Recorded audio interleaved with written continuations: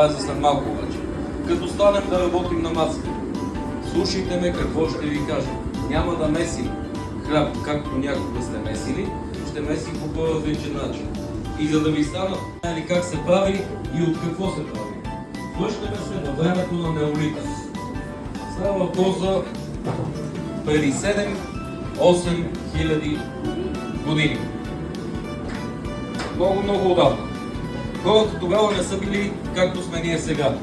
Да сме цивилизовани, да имаме къщи, да имаме коли, да има асфалт. Там, нали? Не е имало цивилизация. Хората са били на племена. Ако не пляскате, сега ви взимаме да работите тук при нас. Така че във ваш интерес е да пляскате. Слагам си жито в мелницата и започвам. Хващам единия камък, който ще стрия житото и внимавате ли? Хайде ви. Почти. Хайде да започваме.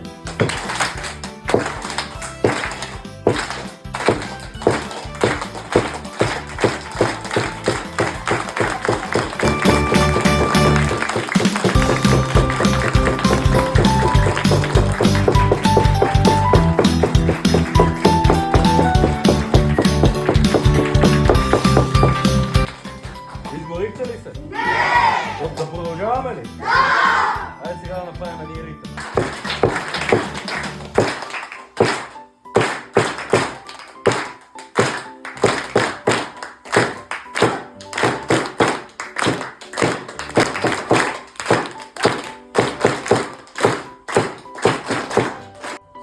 Слагаме отново една шепа до никъде.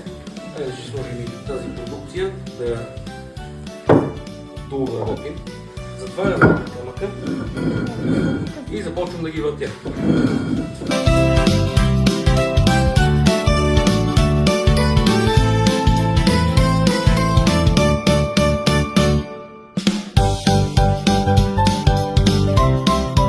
Вижте колко по-бързо обработихме доста повече материал.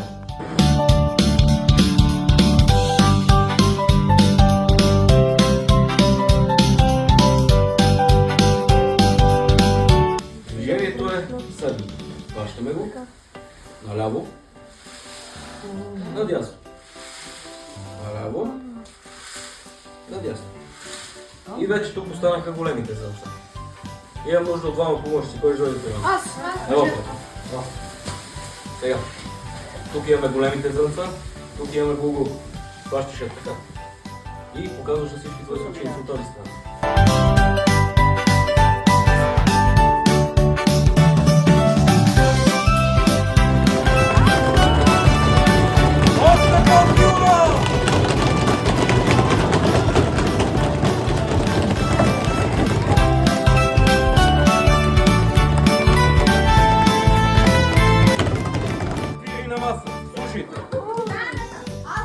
Чакай.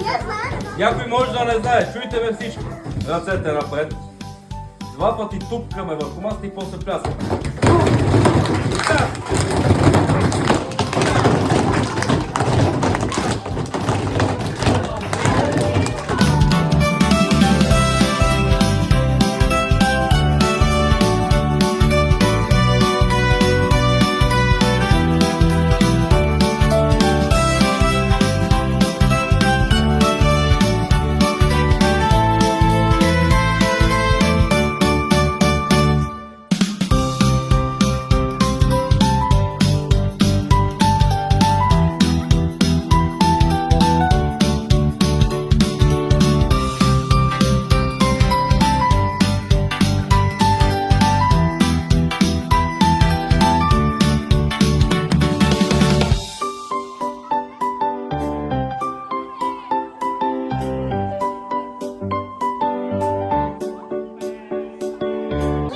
Едно голямо парче тесто и 3 малки. Не ги смесвайте. Малките топченца са украсата на голямата свитка.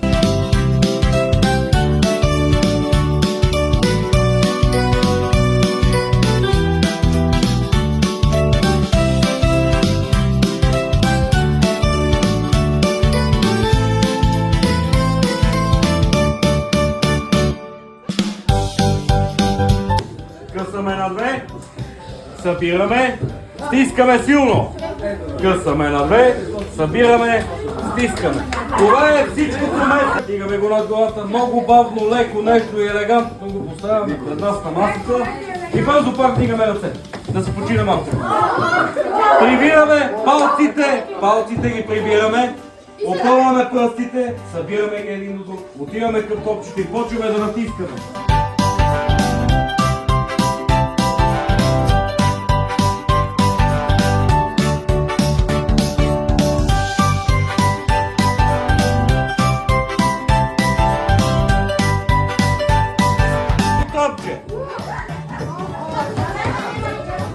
Размачваме го ето така между пръстите си, за да може да изчезне брашното от него и да стане ярко червено.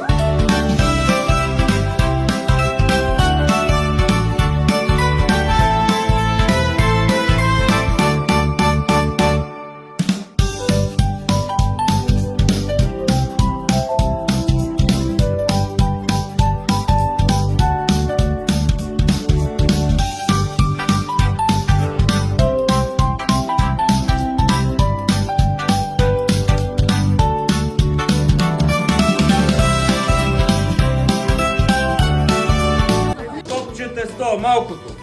И погледнете всички към мен. Вижте върху питката как е изобразено. Ето така. Разделяме го на две еднакви топчета и правим две фитилчета и ги слагаме на кръст отгоре върху червеното яйце.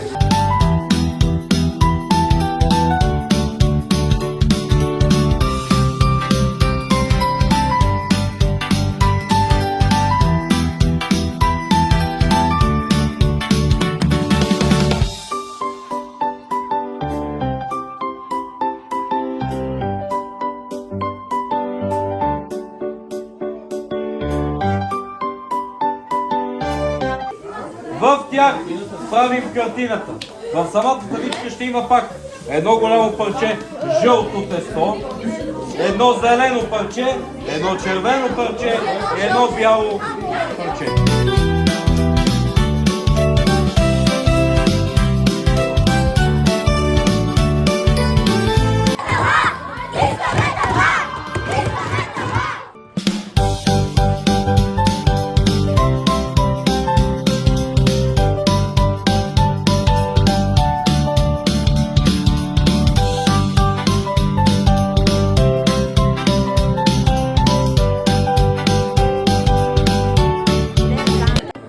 Събираме, стискаме, късаме, събираме, стискаме, късаме.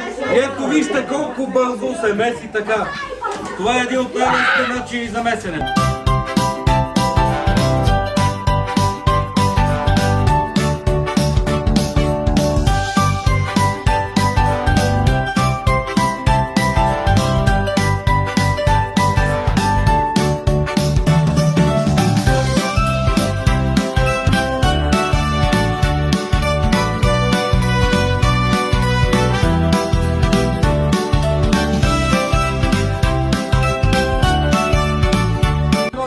Топче, слагам го ето тук горе. Хващам второ червено топче, слагам го отляво. Слагам трето топче вдясно и четвърто и пето отдолу.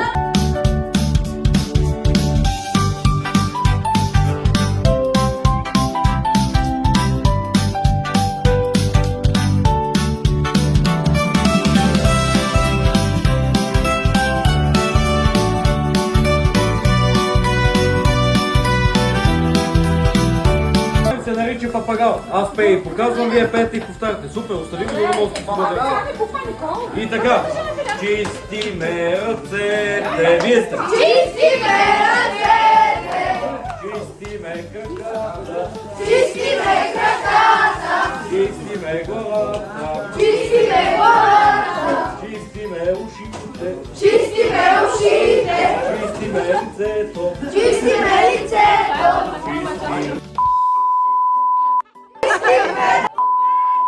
Хващаме шапките, дигаме ги високо горе, не ги хвърляме, гледаме към госпожа Типова, честит празник, госпожа! Честит празник, госпожа!